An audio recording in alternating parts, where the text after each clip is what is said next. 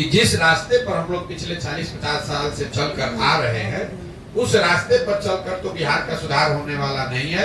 चाहे आप लालू जी को जिता दीजिए, नीतीश को जिताइए, मोदी को जिताइए, प्रशांत किशोर को जिता दीजिए। कि ग्रामीण इलाके आजादी से लेकर के अब तक में आपने क्या बदलाव देखा है और क्या क्या नजर आया है? देखिए, बदलाव तो स्वाभाविक है। अगर 75 साल हो गए आजादी के तो बदलाव तो निश्चित तौर पर आपको दिखेगा। आज से 60-70 साल पहले बहुत ऐसे इलाके रहे होंगे जहां सड़क नहीं थी, बिजली नहीं थी। उन क्षेत्रों में सुधार आपको दिखेगा। लेकिन ज्यादा महत्वपूर्ण बात यह है कि 75 साल के बाद भी देश आजाद हुआ तो देश के सारे राज्य आजाद हुए। तमिलनाडु भी आजाद हुआ, बिहार भी आजाद हुआ।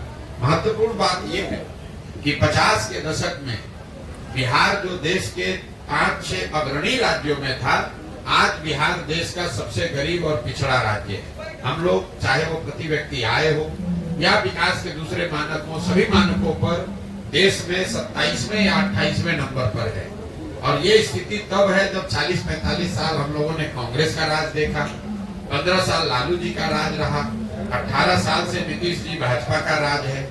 दिल्ली में आपने कांग्रेस यूपीए की सरकार देखी, अभी 10 साल से मोदी जी की भी सरकार देख रहे हैं।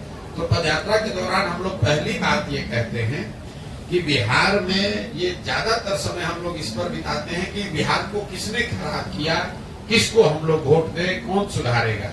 जबकि मूल बात यह है कि अगर आप एक बार को मान लें कि जिसने भी बिहार में शासन किया, उसने जो काम किया या करने का दावा कर रहा है, सब बात को अगर सही मान भी लिया जाए तो भी इस सच्चाई से कोई इनकार नहीं कर सकता है कि बिहार आज देश का सबसे गरीब, पिछड़ा, अशिक्षित। ये कहीं न कहीं आपको बताता है कि जिस रास्ते पर हम लोग पिछले 40-50 साल से चलकर आ रहे हैं, उस रास्ते पर चलकर तो बिहार का सुधार होने वाला नहीं है।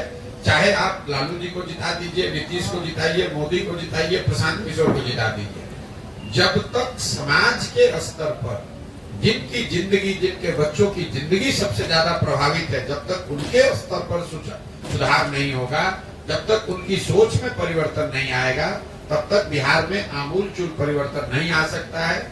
इसी सोच को आत्मसात करके इस पूरी योजना को मैंने बनाया है कि 2 साल लगे, 4 साल लगे, 5 साल लगे, सबसे पहले बिहार में जाकर लोगों को समझाया जाए, उनको तैयार किया जाए। जब उनके बात समझ में आएगी तभी कोई बड़ा परिवर्तन आप देख पाएंगे।